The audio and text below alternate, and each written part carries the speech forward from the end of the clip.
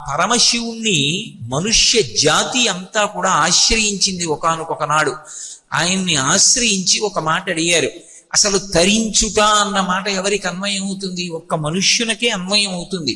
మిగిలిన పిపీలికాది పర్యంతంలో ఏ ప్రాణికి తరించడం అనేటటువంటి మాట ఉండదు. ఎందుచేత అంటే ఏదో మిగిలిన కుక్కలు, పందులు, పిల్లులు, నక్కలు ఉన్నాయనుకోండి, వాటికి తరించడం అన్న మాట ఎందుకు ఉంటుంది? వాటికి ఇవాళ ఈ ఉపన్యాసం వినడానికి రావలసిన అవసరం ఏముంటుంది? వాటికి ఎవరు ఆహ్వానం పలుకుతారు? ఒకవేళ వచ్చాయి అనుకోండి, వస్తే మాత్రం అవి ఇక్కడ విని ఏమిటి తెలుసుకుంటాయి? తెలుసుకోవడానికి జ్ఞానం లేదు. కాబట్టి తెలుసుకునుట, ఆచరించుట, ఆచరించినటువంటి కర్మానుష్ఠానము చేత ఈశ్వరుడి యొక్క కృపచేత కర్మపాశములను త్రెగవేయుట, తెగిపోయినటువంటి పాశముల చేత పశుపతి యందు పశువైనటువంటి మనుష్యుడు కలిసిపోవుట, ఇవి లభ్యమవడానికి అత్యంత ప్రధానమైనది ఏది అంటే మనుష్యుని యొక్క శరీరం. ఈ మనుష్య శరీరాన్ని ఇచ్చినటువంటి పరమేశ్వరుడు మనం తరించలేక ఇదే మనుష్య శరీరంతో ఆచరించవలసిన ధర్మాన్ని ఆచరించకుండా కేవలం అప్పటికప్పుడు సుఖంగా సంతోషంగా ఉంటుందనేటటువంటి ఆకర్షణ చేత వేద విరుద్ధమైనటువంటి విషయములను, అధర్మాన్ని అనుష్ఠానం చేసి దాని వలన విశేషమైనటువంటి పాపాన్ని పొంది మళ్ళీ ఆ పాపాన్ని పోగొట్టుకోవడానికి ఎన్నో కోట్ల జన్మల ఉపాధులు స్వీకరిస్తుంటే, అయ్యా మేము తేలికగా తరించడానికి ఏమైనా అవకాశం ఉందా అని ఒకనాడు మనుష్య జాతి అంతటి పలుపున పరమశివుణ్ణి ప్రార్థన చేశారు. ప్రార్థన చేస్తే ఆయన 4 విషయాలు లోకానికి చెప్పాడు. తరించాలనేటటువంటి అనురక్తి ఒకటి ఉంటే, తరించుట అన్న మాటకు అర్థం ఏమిటంటే దాటుట అని. ఏదో ఒక నదీ ప్రవాహం అడ్డంగా ఉందనుకోండి, ఆ అడ్డంగా ఉన్నటువంటి నదీ ప్రవాహాన్ని ఒక పడవ ఎక్కి దాటి వెళ్ళిపోతారు. అప్పుడు ఆ నదీ ప్రవాహాన్ని దాటాడు అంటారు. అలాగే మళ్ళీ మళ్ళీ పుట్టి మళ్ళీ మళ్ళీ శరీరం విడిచిపెట్టవలసినటువంటి దుర్గతి నుండి దాటిపోవాలి అంటే ఆ భగవంతుని యొక్క అనుగ్రహంతో జనన మరణ చక్రాన్ని, ప్రవాహాన్ని ఎవరు దాటుతారో వాళ్ళు తరించారు అంటారు. ఆ తరించడం అనేటటువంటిది సాధారణంగా ఒక్క మనుష్యునికే అన్వయం. ఎక్కడో శ్రీకాళహస్తి లాంటి క్షేత్రాల్లో ఒక పాము, సాలెపురుగు, ఏనుగు వంటివి తరించి ఉండి ఉండవచ్చు. కానీ సిద్ధాంతరీత్యా తత్వతః మనుష్య శరీరం ఒక్కటే తరించడానికి కావలసినటువంటి ఉపకరణములతో ఉంటుంది. ఇతర శరీరములకు ఆ ఉపకరణములు ఉండవు. దానికి ప్రధానమైనది ఏది అంటే జ్ఞానము, తెలుసుకుని అనుష్ఠానం చేసేటటువంటి శక్తి ఒక్క మనుష్య శరీరానికే. అయ్యా మేమేమో కామక్రోధాది అరిషడ్వర్గానికి, ఇంద్రియముల యొక్క ప్రలోభానికి వశమైపోయి ఆకర్షింపబడుతున్నాం. మరి ఎలా? నేను తరించడానికి ఏమైనా సులభమైన మార్గం ఇంకొకటి ఉంటుందా? చెప్పవలసింది అని అడిగారు. అడిగితే ఒకానొక నాడు పరమశివుడు అనుజ్ఞ ఇచ్చాడు. దర్శనాత్ భ్రసదసి జననాత్ కమలాలయే కాశ్యాంతు మరణాన్ముక్తి స్మరణాత్ అరుణాచలే. ఈ 4 శైవక్షేత్రాలే. ఈ 4 మొట్టమొదటిది దర్శనాదభ్రసదసి. మీరు వెళ్ళి చిదంబర క్షేత్రంలో ఎలా దర్శనం చెయ్యాలో అలా దర్శనం చెయ్యగలిగితే, అలా చెయ్యగలిగినటువంటి వాడు ఈశ్వరుని యొక్క అనుగ్రహము చేత పాపరాశిని ధ్వంసం చేసుకుని మోక్షాన్ని పొందుతాడు. ఇక్కడ సాధారణంగా ఒక అనుమానం ఉంటుంది. ఏమిటండి, వెళ్ళి ఒక్కసారి అలా దర్శనం చేసినంత మాత్రం చేతనే చేసినటువంటి పాపరాశి అంతా ధ్వంసం అయిపోతుందా అని. పెద్ద దూది కుప్ప ఒకటి వేశాను అనుకోండి, పర్వతమంత దూది కుప్ప వేశాను. అందులోకి వెళ్ళి ఒకే ఒక్క నిప్పు నెరుసు ఒకటి పడింది, చాలదా ఆ దూది పర్వతం కాలిపోవడానికి? భగవంతుని యొక్క అనుగ్రహంతో కూడుకున్నటువంటి కటాక్ష వీక్షణము చాలు మన పాపరాశి ధ్వంసమైపోవడానికి. అలా ధ్వంసం అవడానికి కారణాల్లో ఒకటి చిదంబర క్షేత్ర దర్శనం. అందుకే కంచికామకోటి పీఠాధిపత్యం వహించినటువంటి ప్రాతస్మరణీయులు, అపరశివావతారులు, మహాపురుషులు ఎవరి పేరెత్తినంత మాత్రం చేత పాపాలు కూడా నశిస్తాయో అటువంటి మహాపురుషులు చంద్రశేఖరేంద్ర సరస్వతి మహాస్వామి వారు దక్షిణ దేశంలో ఉన్నటువంటి చిదంబర క్షేత్రానికి ఉత్తర క్షేత్రంలో కూడా ప్రతిబింబ స్వరూపమైనటువంటి క్షేత్రాన్ని ఒక చోట ప్రత్యేకంగా కట్టించడం జరిగింది తనని ఆశ్రయించినటువంటి అంతేవాసుల ద్వారా. చిదంబర క్షేత్రం అంత గొప్ప క్షేత్రం. చిదంబర క్షేత్రంలో ఉండేటటువంటి పరమశివుని యొక్క స్వరూపం ఆకాశ స్వరూపము అని పిలుస్తాం. మనకి 8 మూర్తులున్నాయి. పరమశివుని యొక్క సాకార రూపములను 8గా చెప్తారు తత్వతః. అంటే అసలు నిరాకారముగా అంతటా నిండి నిబిడీకృతమైపోయినటువంటి శివస్వరూపాన్ని లోపల ఎవరు ధ్యానము చెయ్యగలడో వాడు ధన్యాత్ముడు.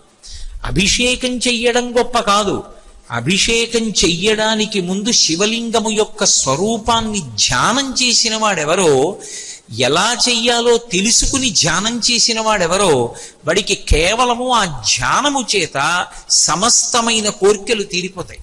అందుకే యజుర్వేదం శివలింగ స్వరూపానికి అభిషేకం చేయడం గురించి చెప్తూ ప్రార్థనా శ్లోకం గురించి మాట్లాడుతూ ఆ పాతాళ నభస్థలంత భువన బ్రహ్మాండమా విస్ఫురత్ జ్యోతిస్ఫాటికలింగమౌళి విలసత్పూర్ణేందు వాంతామృతై అస్తోకప్లుతమేకమీశమనిశం రుద్రానువాకాన్ జపన్ ధ్యాయేత్ ఈప్సిత సిద్ధయే ధ్రువపదం విప్రోభిషించేచ్చివం అంది. పాతాళం నుంచి ఆ పైకి నిండిపోయినటువంటి అంతరిక్షం వరకు నిండి నిబిడీకృతమైపోయినటువంటి శివలింగ స్వరూపం ఒక గుడ్డు ఆకారంలో ఉంటుంది. బ్రహ్మ అండము. ఆ అండాకృతిలో ఉండేటటువంటి ఈ బ్రహ్మాండానికి అంతటికీ పైన చంద్రబింబం ఉండి అందులోంచి అమృతధారలు పడుతుంటాయి. అమృతధారలతో తడిసిపోయినటువంటి ఈ బ్రహ్మాండాన్నంతటినీ ఒక లింగస్వరూపంగా భావించి దానిని కౌగిలించుకుంటే, దాన్ని ముట్టుకుంటే చల్లగా తగులుతుంది. అలా తాను అభిషేకం చెయ్యబోయే ముందు శివలింగం వంక చూసి విస్తారాన్ని ఎవడు ధ్యానం చేస్తాడో, మళ్ళీ దాని సంక్షిప్త స్వరూపాన్ని ధ్యానం చేస్తాడో వాడికి ధ్యాయేత్ ఈప్సిత సిద్ధయే. అంటే శివలింగం ఇలా గుండ్రంగా ఉంటుంది, అది ఇలా ఇలా ఇలా పెరుగుతూ వెళ్ళిందనుకోండి, ఈ శివలింగంలోకి నేను కూడా వెళ్ళిపోతాను, అభిషేకం చేసే నేను కూడా శివలింగంలోనే ఉంటాను. అప్పుడు అది బ్రహ్మాండమంతా విస్తరించేస్తుంది. అప్పుడు దానికి అభిషేకం సహజంగా చంద్రమండలంలోంచి పడుతున్నటువంటి అమృతధారల చేత తడుస్తుంది. అది మళ్ళీ ఇలా తగ్గుతూ తగ్గుతూ తగ్గుతూ వచ్చిందనుకోండి, నా ఎదురుగుండా గుండ్రంగా శివలింగంగా కూర్చుంది. అలా ఉన్నది ఇలా ముట్టుకుంటే చల్లగా అమృతధారల చేత తడిసినటువంటి శివలింగాన్ని ఎవడు ధ్యానం చేశాడో, ఎవడు రుద్రాన్ని జపం చేశాడో, ఎవడు రుద్రంతో తదేక దృష్టితో అభిషేకం చేశాడో, ధ్యాయేత్ ఈప్సిత సిద్ధయే ధ్రువపదం విప్రోభిషించే శివం. అటువంటి వాడి యొక్క ఈప్సితములంటే కోర్కెలన్నీ సిద్ధించుచున్నవి. అటువంటి పరబ్రహ్మస్వరూపమైనటువంటి పరమశివుడు 8 రూపములుగా మనకి కనపడుతుంటాడు. సాకారంగా వచ్చినప్పుడు ఒక రూపంతో వస్తే 8 రూపాలు.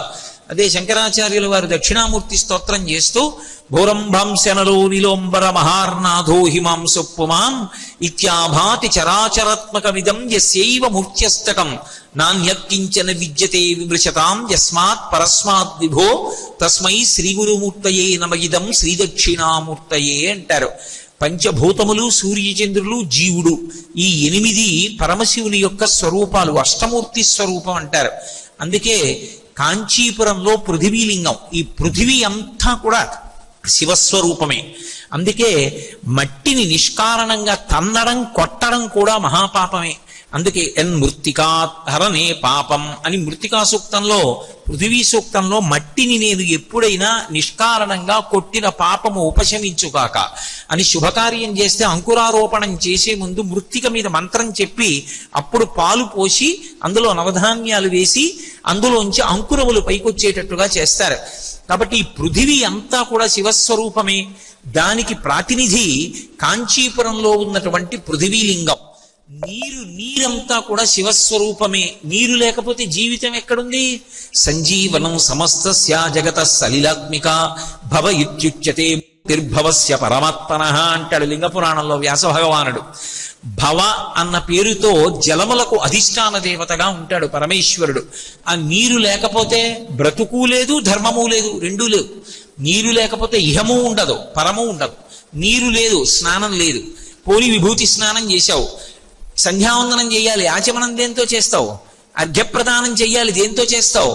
నీరు లేకపోతే ధర్మం ఉండదు, నీరు లేకపోతే బ్రతికుండదు, నీరు లేకపోతే బ్రతకడు. వేదంలో ఒక మాట ఉంది, పోతున్న ప్రాణములను వెనక్కి తీసుకురాగలిగినటువంటి శక్తి ఉన్న ఏకైక భూతము నీరొక్కటే. నీటికొక్కదానికే ఈశ్వరుడు ఆ శక్తి పెట్టాడు. అందుకే నీరు శివస్వరూపమై ఉంటుంది.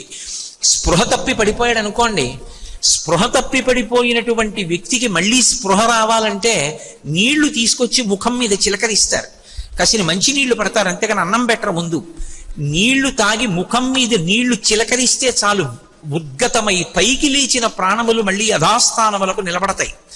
నీటికి అంత శక్తి ఉంది. నీరు పవిత్రం చేస్తుంది ప్రధానాన్ని.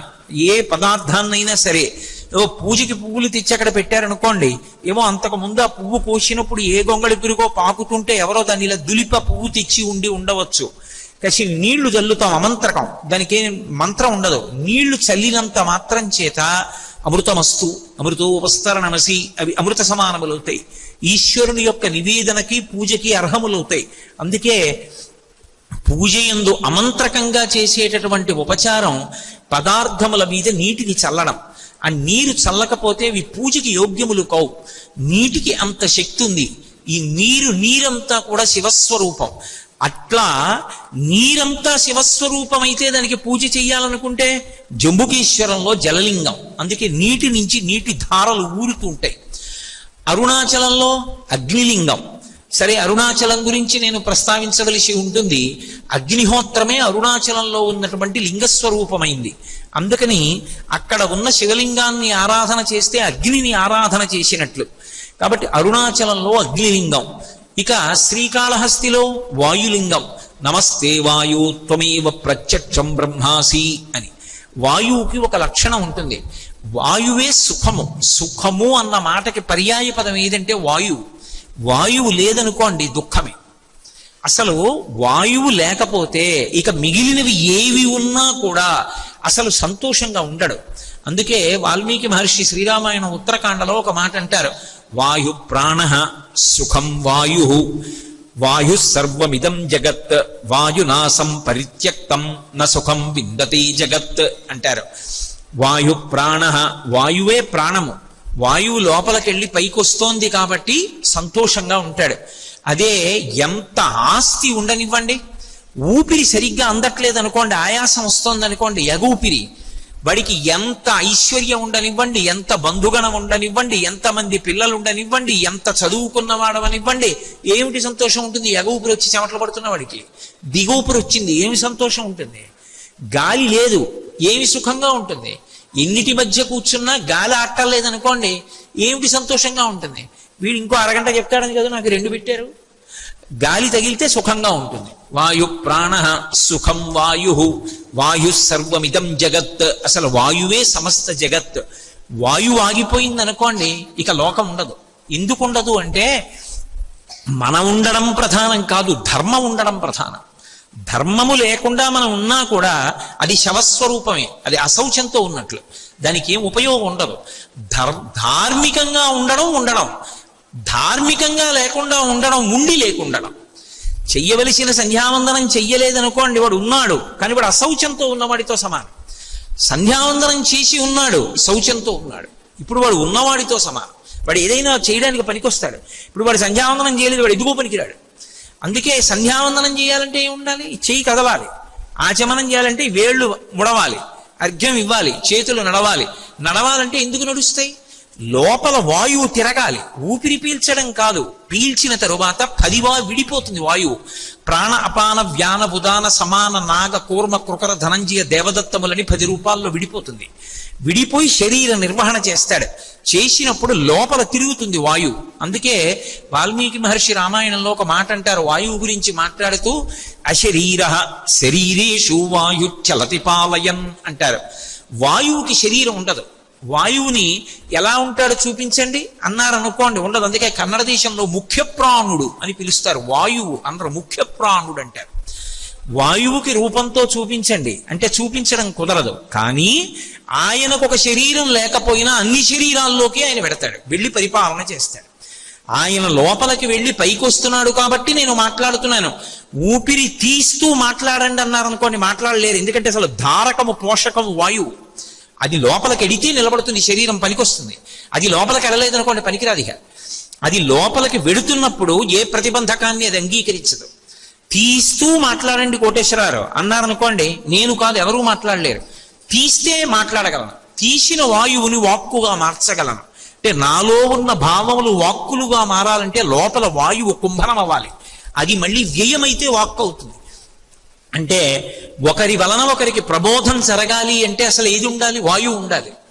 పైగా కాష్టభూత నిజజ్ఞిరే అంటారు. లోపల వాయువు తిరగడం ఆగిపోయింది అనుకోండి, శరీరము కర్రైపోతుంది. అందుకే ఊపిరి ఆగిపోగానే శవం దగ్గరికి వెళ్ళి చెయ్యి ఎత్తితే చెయ్యి మామూలుగా ఇలా లేస్తుంది, కాలు ఎత్తితే కాలు ముడుచుకుంటుంది. కొంతసేపు అయిన తర్వాత ఏమవుతుందంటే ఈ శరీరంలో తిరుగుతున్నటువంటి వాయువు ఆగిపోతుంది. నేను ఒకప్పుడు తెల్లవారుజామున 2 గంటలకి ఒక మహాతల్లి నిర్గమించింది. నేను వాళ్ళ ఇంట్లో ఉన్నానప్పుడు. మళ్ళీ ఒక 45 నిమిషాలు అయిన తర్వాత బ్రేవ్ అని శబ్దం వచ్చింది నోట్లోంచి. అందరూ హడిలిపోయి ఉలిక్కి పడ్డారు. అయ్యి బాబాయ్ ఇదేంటి, త్రేణుస్తున్నారు, బతికే ఉన్నారులా ఉందని. కాదు, లోపల ఎక్కడో ఉండిపోయినటువంటి వాయువు వెళ్ళిపోతుంది. మెల్లిమెల్లిగా అంతా బయటికి వెళ్ళిపోతుంది. లోపల ఉన్న వాయువు అంతా కూడా బయటికి వెళ్ళిపోతే కాష్టభూత నిజజ్ఞిరే, ఆ వాయువు వెళ్ళిపోతే కర్ర అయిపోతుంది శరీరం. కర్ర అయిపోయింది అనుకోండి,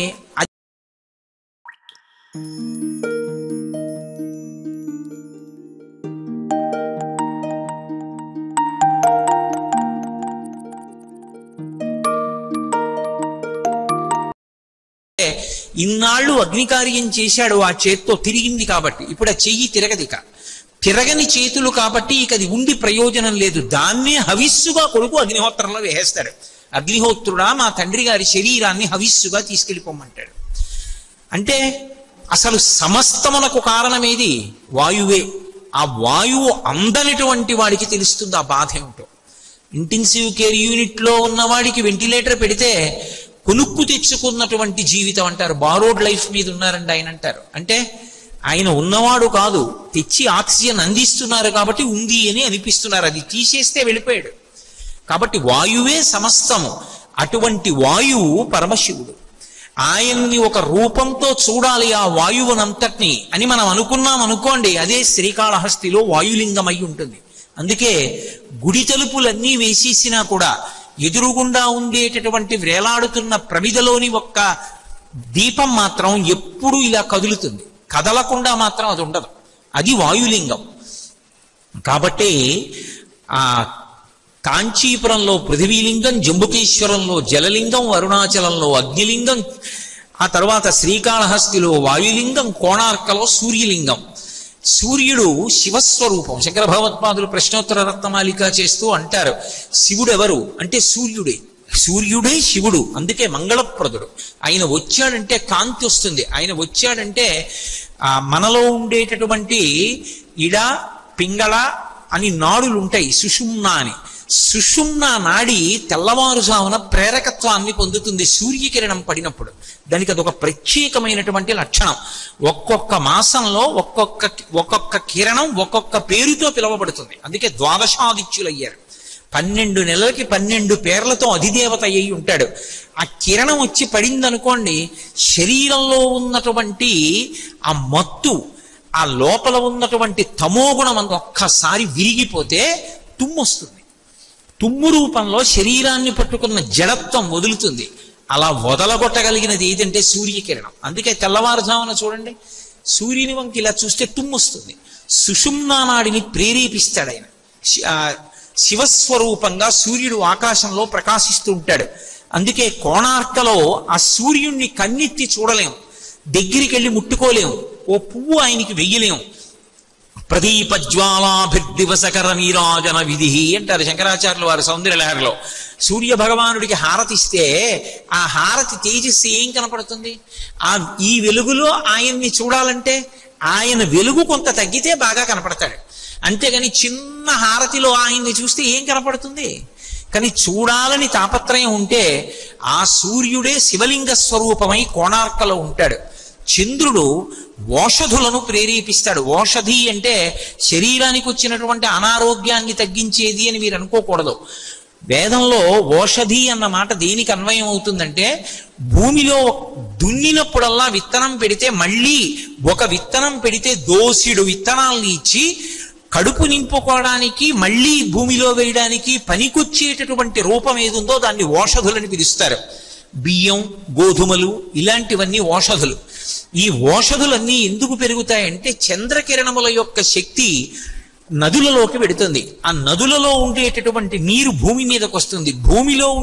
భూమి ఈ నీటిలో ఉండేటటువంటి శక్తిని పీల్చుకుని పంటల్ని పండించి ఓషధుల్నిచ్చి మన అందరి శరీరాలు ఆరోగ్యంతో, శక్తితో, తేజస్సుతో ఉండేటట్టుగా అనుగ్రహిస్తూ ఉంటుంది. అందుకే రోహిణీ శక్తి అని పిలుస్తూ ఉంటారు.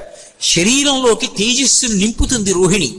అందుకే రామాయణంలో ఒక మాట అంటూ ఉంటారు, ఏదో చంద్రుని యొక్క స్వక్షేత్రమైనటువంటి రోహిణిని దుర్బుద్ధితో చూసినట్లు అంటూ ఉంటారు. అంటే ఈ శరీరంలోకి తేజస్సు అంతటినీ ఎవరు నింపుతారు అంటే, ఆ ఓషధులను మనం తిన్నప్పుడు, ఏదో అన్నం తిన్నాననుకోండి, అన్నంలో ఉండేటటువంటి సారమంతా కూడా శరీరమునందు తేజస్సుగా మారుతుంది. ఈ తేజస్సుని సక్రమంగా వినియోగించుకుంటున్నావా, పాడు చేసుకుంటున్నావా అన్నదానికి కారణం ఎవరవుతారంటే బుద్ధి అవుతుంది. బుద్ధి కారణం. బుద్ధి సక్రమంగా లేదనుకోండి, శరీరంలో ఎంత తేజస్సున్నా క్షయం అవడానికి పనికొస్తుంది. ఆ తేజస్సుతోటే వాడు చెయ్యకూడని పనులు చేసి కారాగారంలో ఉంటాడు. చెయ్యకూడని పనులు చేసి తిరియక్కై కొన్ని కోట్ల జన్మలు మళ్ళీ కిందకి వెళ్ళిపోతాడు. చెయ్యకూడని పనులు చేసి ఎన్నో లక్షల మందిని బాధపడతాడు. ఆ తేజస్సుతోటే చెయ్యవలసిన పని చేసి తాను తరిస్తాడు, లోకాన్ని తరింపచేస్తాడు. ఆ తేజస్సుతోటే ఒక మంచి మాట మాట్లాడి దుఃఖంలో ఉన్నవాడికి శాంతి కలిగేటట్టు చేస్తాడు.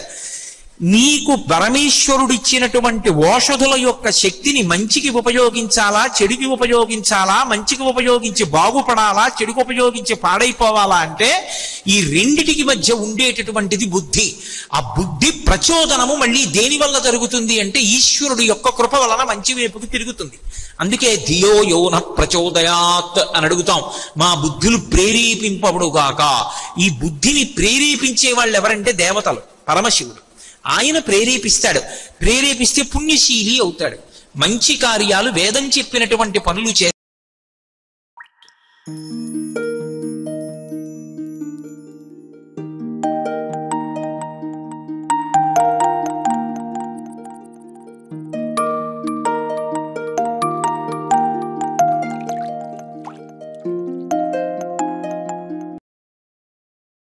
లింగస్వరూపమైతే అదే సీతాకుండంలో చంద్రలింగం. ఇక చిదంబరంలో ఆకాశలింగం. ఆకాశము అంతటా పరివ్యాప్తమై ఉంటుంది. ఆకాశము ముక్కలవడం అనేటటువంటిది ఉండదు. కానీ మనం ఏమంటామంటే ఆకాశం ముక్కలైంది అని ఒక సౌలభ్యం కోసం అంటాం. ఏదో కుండ తీసుకొచ్చి అక్కడ పెట్టాను అనుకోండి, శూన్యం ఉందండి అనకూడదు. శూన్యము అన్న మాట మనకి లేదు శాస్త్రంలో. ఆ శూన్యము అన్న మాట బౌద్ధులు వాడినందుకే శంకర భగవత్పాదులు వాదిస్తే శూన్యం అన్న మాటకి జవాబు చెప్పలేక బౌద్ధమతం భారతదేశాన్ని విడిచిపెట్టి పారిపోయింది. శంకరాచార్యుల వారు తరిమారు అన్న మాట పరమ అబద్ధం. శంకరులు ఎవరినీ తరిమి కొట్టలేదు. శంకరులు అడిగిన ప్రశ్నకి జవాబు చెప్పలేక వెళ్ళిపోయింది బౌద్ధం ఈ దేశం నుంచి. శూన్య సిద్ధాంతం బౌద్ధులదు కాదు. అంతటా పరివ్యాప్తమైన ఆకాశము పరబ్రహ్మము అన్న సిద్ధాంతము సనాతన ధర్మముది. కాష్ అంటే ప్రకాశించడం, అంటే అంతటా, అంటే మొట్టమొదటి అక్షరం. యో వేదాదౌ స్వర ప్రోక్తో వేదాంతే చ ప్రతిష్ఠితః తస్య ప్రకృతి లీనస్య యత్వరస్య పరమహేశ్వరః అంటాం. ఆ ఆకారం విష్ణువాచకం. అంతటా నిండిపోయినటువంటి పరబ్రహ్మతత్వం ఆకాశం. నేను తీసుకొచ్చి ఒక కుండ అక్కడ పెట్టాను అనుకోండి, ఇప్పుడు ఘటాకాశం, అందులో ఆకాశం ఉంది. అంటే ఆకాశం ముక్కయిందా కుండలో? అవలేదు. ఘటం బద్దలైపోయింది అనుకోండి, కుండ బద్దలైంది. ఇప్పుడు ఘటాకాశం ఏమైంది? మఠాకాశం, గదిలో ఉన్న ఆకాశంలో కలిసిపోయింది. ఇప్పుడు మఠాకాశం, గదికున్న గోడలు తీసేసాను అనుకోండి, అనంతాకాశం. ఆకాశము అనంతము. అది ఏదో ఒక చోట ఉండడము, ఈ మాంసనేత్రమునకు దొరకడము అనేటటువంటిది ఉండదు. అంతటా నిండిపోయి ఉంటుంది. అంతటా నిండిపోతే ఈ కంటితో ఎలా చూస్తావు?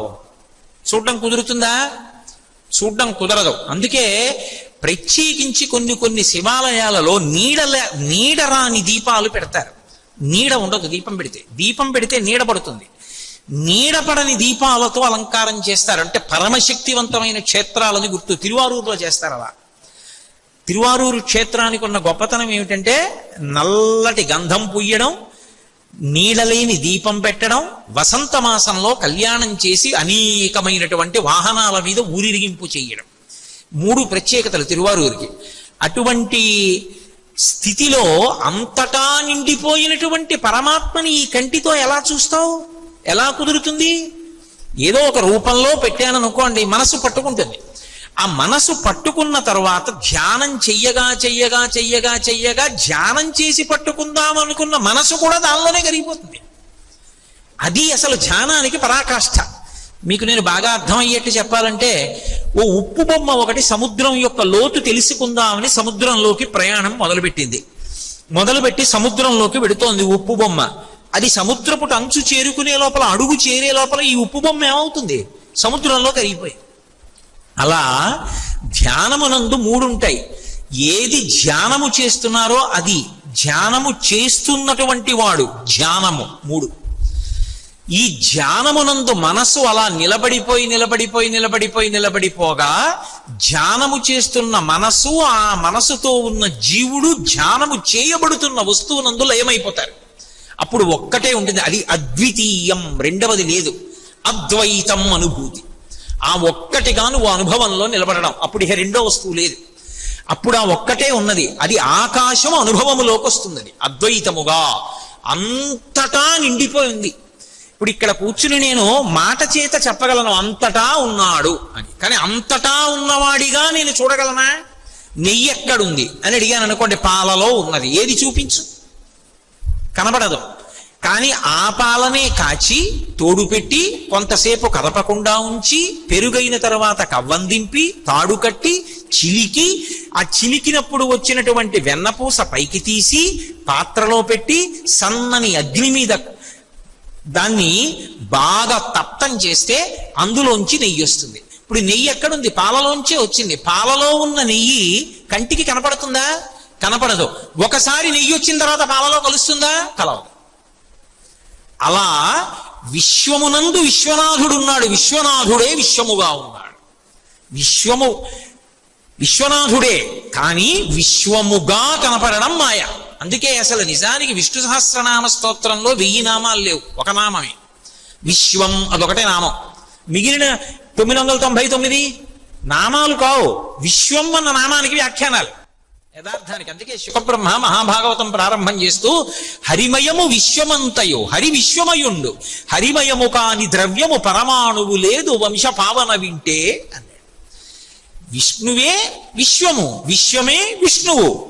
పేరు ఏదవనివ్వండి, సబ్రహ్మ సశివ సహరిశ్చేంద్ర సోక్షర పరమస్వరాట్. తత్వత విశ్వమే విశ్వనాథుడు, విశ్వనాథుడే విశ్వం. విశ్వము విశ్వనాథుడుగా కనపడే వరకు నువ్వు భక్తితో కర్మానుష్ఠానం చేయాలి. ఒకసారి అది అందిపోయింది అనుకోండి, అందిపోయిన తర్వాత ఇక విశ్వనాథుడే ఉంటాడు, విశ్వం ఉండదు. అందుకే అదే రుద్రాధ్యాయం కర్మకి పనికొస్తుంది, అంటే అభిషేకం చేయడానికి పనికొస్తుంది.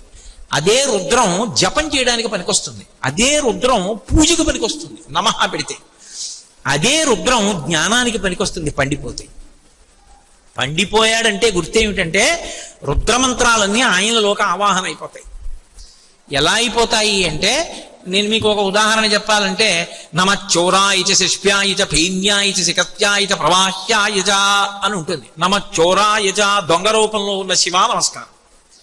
దొంగ రూపంలో ఉన్న శివుడికి నమస్కారం అంటే, దొంగగా శివుడు ఎక్కడున్నాడు అంటే, నీ దగ్గర ఒక పనిని నీకు తెలియకుండా చేసినా, నీ దగ్గర ఉన్న వస్తువుని తెలియకుండా తీసుకుపోయినా, నీకు తెలియకుండా ఏదైనా పట్టుకొచ్చి అక్కడ పెట్టేసినా, వాడెవరో నీకు తెలియనప్పుడు పిలిచే పేరు దొంగ కాదు. వాడెవరో తెలియదు. నేను తీసి నా గడియారం అక్కడ పెట్టాను, ఎవరో పట్టుకుపోయాడు. కుటుంబరావు గారన్నా కాంతారావు గారన్నా దొంగ ఎత్తుకుపోయాడు. నేను కాసిన పాలు ఉంటే బాగున్నే తాగుదాం అనుకున్నాను. ఎవరు పెట్టారో తెలియదు. నేనున్న విడిదిలో పాలు పెట్టున్నాయి. ఎవరు పెట్టారు? బయటికి వెళ్ళి చూశాను, ఎవ్వరు లేరు. ఎవరు పెట్టారు? అది ఎవరు పెట్టారు? ఎవడో దొంగ మహానుభావుడు, నాకు తెలియదు, ఆయన వచ్చి పెట్టి వెళ్ళాడు అంతే. తెలియకుండా చేసిన వాడు దొంగ, అంతే కదా. అయినప్పుడు మన ఊపిరి మనం తీసుకుంటున్నామా? మన ఊపిరి మనం తీయట్లేదు. మన ఊపిరి మనం తీస్తే ఆపుకునేవాడు ఉండడు లోకంలో. మనం నిద్రపోయినప్పుడు, ఏమంటే కోటేశ్వరరావు నిద్రపోతూ శివానంద లహరి చెప్తురు అంటే నేను చెప్పలేను, కానీ నిద్రపోయినప్పుడు ఊపిరి ఎవడు తీశాడు? మరి ఆయన తీస్తున్నాడు. నాకు తెలియకుండా నా ఊపిరి తీసి నేను ఉన్నానన్న భావన లోకానికి ఇచ్చి నన్ను మంగళప్రదుడిని చేస్తున్నాడు. వాడు ఉన్నాడు అని నాకు గౌరవం ఇచ్చాడు. కాబట్టి వాడు దొంగ. నమ చౌరాయచ కాదు. అది బాగా జ్ఞానముగా పర్యవసించిపోయింది అనుకోండి. నేను తీసి నా గడియారం అక్కడ పెట్టాను, లోపలికి వెళ్ళి స్నానం చేసి బయటకు వచ్చాను, వీధి తలుపు వేయలేదు, మళ్ళీ వచ్చేటప్పటికి గడియారం లేదు. అప్పుడు నేను గబగబా వెళ్ళి పువ్వు పట్టుకొచ్చి ఎక్కడ నేను గడియారం పెట్టానో అక్కడో పువ్వేసి, గడియారం దగ్గర ఎవరు నిలబడి తీసేసి ఉంటారో ఆ నిలబడినటువంటి చోటు దగ్గర 4 పువ్వులేసి, ఈశ్వర ఒకనాడు నాకు ఈ గడియారం లేదు, అయ్యో ఉపన్యాసం చెప్పుకునేటప్పుడు ఈయన చేతికో గడియారం ఉంటే బాగుంటుందని నువ్వే ఒకానొక వ్యక్తి రూపంలో నాకు గడియారాన్ని అమర్చావు. ఆ గడియారాన్ని అమర్చినప్పుడు నువ్వు నాకు శివుడవయ్యావు. ఇప్పుడు నాకన్నా అవసరమైన వాడు ఇంకొకటి కనపడ్డాడు నీకు, వాడికి ఈ గడియారం పట్టుకెళ్ళి ఇచ్చావు. గడియారం నాదా నీదా? నీది నాకు ఇచ్చావు. నాదన్నది నాకు ఎప్పుడూ లేదు, నీది నాకు ఇచ్చావు. మళ్ళీ నాకన్నా అవసరమైన బిడ్డ ఇంకొకడున్నాడు, వాడికి గడియారం ఇస్తే బాగుంటుందని నీది నువ్వు పట్టుకెళ్ళిపోయావు. నీ వస్తువు కొన్నాళ్ళు నాకు ఇచ్చి నేను ధరించాక మళ్ళీ ఎవరికో అవసరమని నాకు కనపడకుండా వచ్చి నా దగ్గర నుంచి మళ్ళీ తీసుకెళ్ళావు. కానీ స్వామి నువ్వు వచ్చి పట్టుకెళ్ళావనడానికి గుర్తు ఇక్కడ గడియారం కనపట్టలేదు. దొంగ రూపంలో వచ్చి పట్టుకెళ్ళావు కాబట్టి శివ దొంగ రూపంలో వచ్చావు, నమస్కారం. ఇప్పుడు వాడు పోలీస్ స్టేషన్కి ఎడతాడా, కోర్టుకి ఎడతాడా? వెళ్ళడు. వాడు సంతోషపడిపోతాడు, ఈశ్వర మా ఇంటికి వచ్చారని, మా ఇంటికి పరమేశ్వరుడు వచ్చాడండి అంటాడు. అప్పుడు వాడిని ఏమంటుంది లోకం? వీడే పిచ్చాడు ఏంటంటే, గడియారం పోతే మా ఇంటికి పరమేశ్వరుడు వచ్చాడని మురిసిపోతాడు ఏంటంటే అంటాడు. అంటే ఏ ఉదాత్తమైనటువంటి అవతలవారి భావన నీకు అర్థం కాదో అప్పుడు వాడు నీకు పిచ్చివాళ్ళ కనపడతాడు. ఆ పిచ్చివాళ్ళకి పెద్ద పిచ్చివాడు పరమశివుడు. అందుకని ఉన్మత్త శేఖరాయ నమః అని పేరు. అంతటి మహాజ్ఞాని ఆయన. ఆ జ్ఞానం ఆయనను ఎవరు నమ్ముకున్నారో వాళ్ళకి ఇస్తాడు.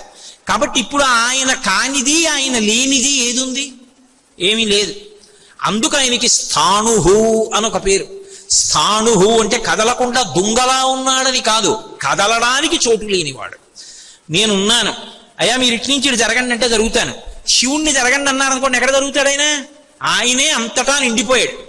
అంతటా నిండిపోతే ఇంకా ఆయన్ని కొత్తగా జరగమనంటే జరగడానికి చోటు ఎక్కడి నుంచి వస్తుంది? శంకరాచార్యులు వారి శివానంద లహరి చేస్తూ అంటారు, వస్త్రోద్ధూత విధౌ సహస్రకరత పుష్పార్చనే విష్ణుత గంధే గంధవహాత్మత అన్న పచనే బహిర్ముఖాధ్యక్షత అంటారు. ఈశ్వర నీకు వస్త్రం చుట్టాలి అంటే అంతటా నిండిపోయావు. అంత నిండిపోయిన వాడికి పంచల చాపు నేసే సాలెవాడు ఎవరైనా ఉన్నాడు ఏమిటి లోకంలో? ఓ వేళ ఎవడో నేసి తెచ్చాడు. ఏదో శ్రీశైలంలో పాగా దర్శనానికి కట్టేటటువంటి వాళ్ళలాగా పెద్ద పంచోటి తెచ్చాడు, కట్టండి అన్నాడు. ఏవి నాకు చేతులేవి అంతా కట్టాలంటే? అందుకని శివ మీకు పంచ కట్టాలి అంటే నన్ను విష్ణువుని చెయ్యండి, లేదా సూర్యుణ్ణి చెయ్యండి. ఆయనకి అంతటా పడే కిరణములు కరములు చేతులు ఉన్నాయి. అప్పుడు నేను కూడా అన్ని చేతులు వస్తే మీకు పంచ చుడతా. లేకపోతే పంచ ఎక్కడి నుంచి కట్టను నేను? చేతిలో పెట్టడం కాదు, పంచలు చాపివ్వడం అంటే చేతికి ఇచ్చింది కాదు, మెడలో వేసింది, ధరింపజేశారు.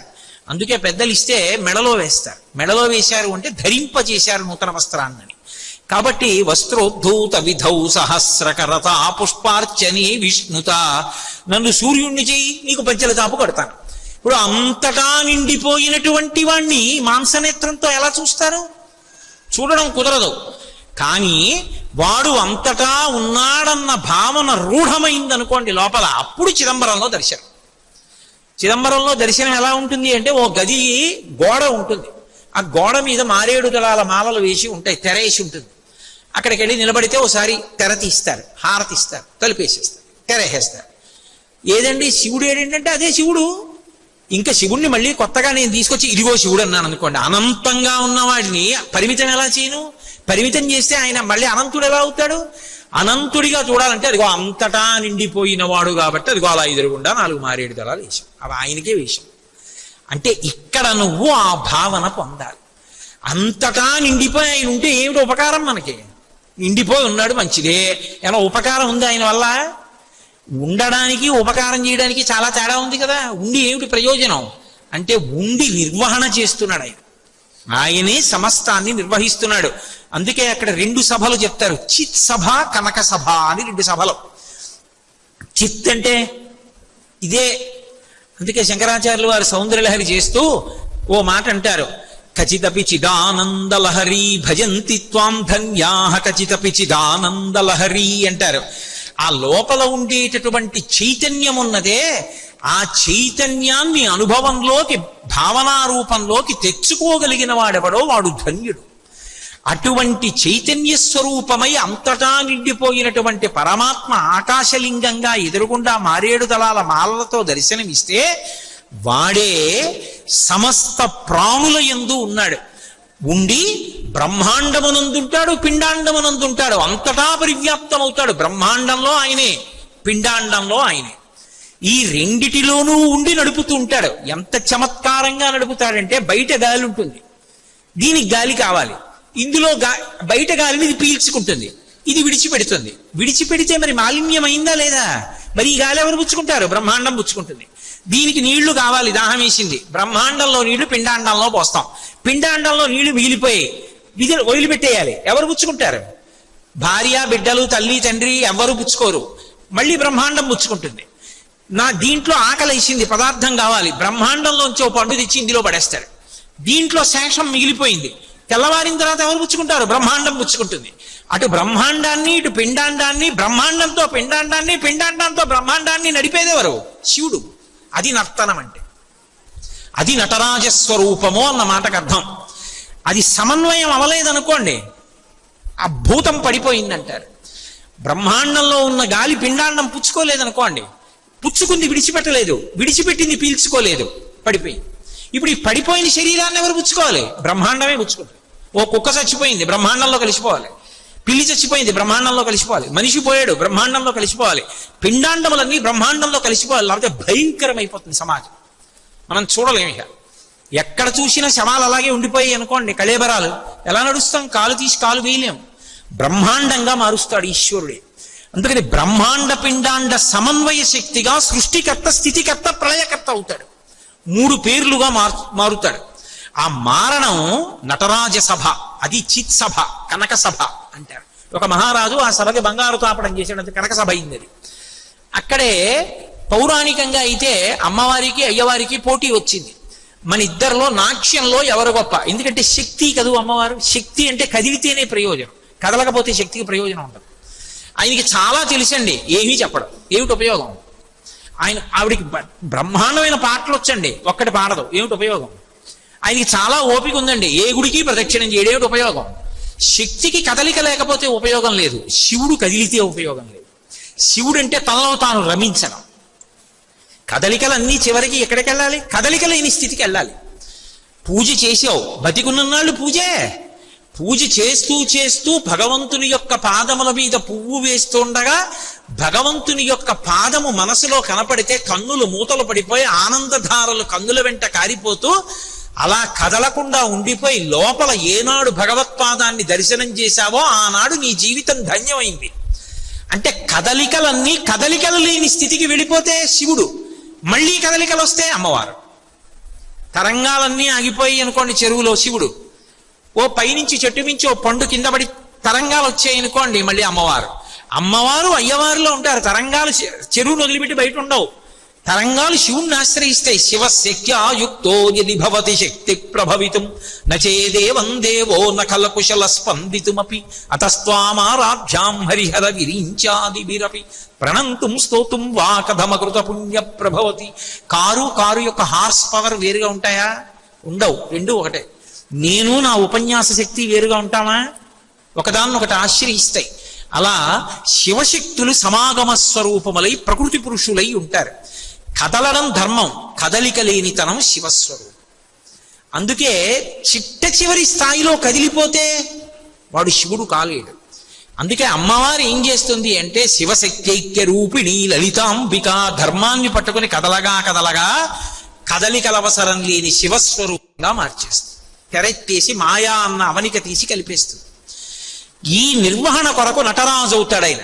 లేకపోతే ఆయనకి రాజశబ్దం ఎక్కడి నుంచి వచ్చింది? రాజ అన్న శబ్దం ఎక్కడైనా వాడితే అది సాధారణంగా విష్ణువు పట్ల ఉంటుంది తప్ప శివుడి పట్ల ఉండదు రాజశబ్దం. మీరు చూడండి, ఏదో గోవిందరాజ అంటే మహానుభావుడు శ్రీ మహావిష్ణువుని గోవిందరాజస్వామి వారు అంటాం. అలాగే ఆయనకి సంబంధించినంత వరకు మనకి దక్షిణ దేశంలో రంగరాజు అని ఆయనకు ఒక పేరు. రంగస్థలం మీద రాజు ఆయన. ఈ బ్రహ్మాండం అన్న రంగస్థలం మీద ఆడుతూ ఉంటాడు, రంగరాజు. శివుడికి నటరాజు. ఏ తత్వం చేత నటరాజు? ఉత్తినే అలా నాట్యం చేస్తూ ఉంటాడని కాదు దాని అర్థం. పౌరాణికంగా అయితే పార్వతీ పరమేశ్వరులకు చర్చ వచ్చింది. నేను కదా కదలికలన్నీ. యాదేవీ సర్వభూతేషు లజ్జారూపేణ సంస్థిత, యాదేవీ సర్వభూతేషు క్షుధారూపేణ సంస్థిత, యాదేవీ సర్వభూతేషు శక్తి రూపేణ సంస్థిత. నేను కదా నృత్యం, కదలికలు నావి కదా శక్తి. నువ్వా నేనా? పోటీ వచ్చి ఇద్దరూ నృత్యం చేస్తున్నారు. ఆయన ఏం చేస్తే ఆవిడ వచ్చేసి. ఎలా? శ్రీ మహావిష్ణువుని న్యాయ నిర్ణేతగా పెట్టారు. పరమశివుడు ఏం చేశాడంటే చూసి గెలుపెవరిదో నిర్ణయించాలని కుంకుమ పాత్రలో కాలి బొటనవేలు ఉంచి కాలు పైకెత్తి అమ్మవారికి బొట్టు పెట్టాడు.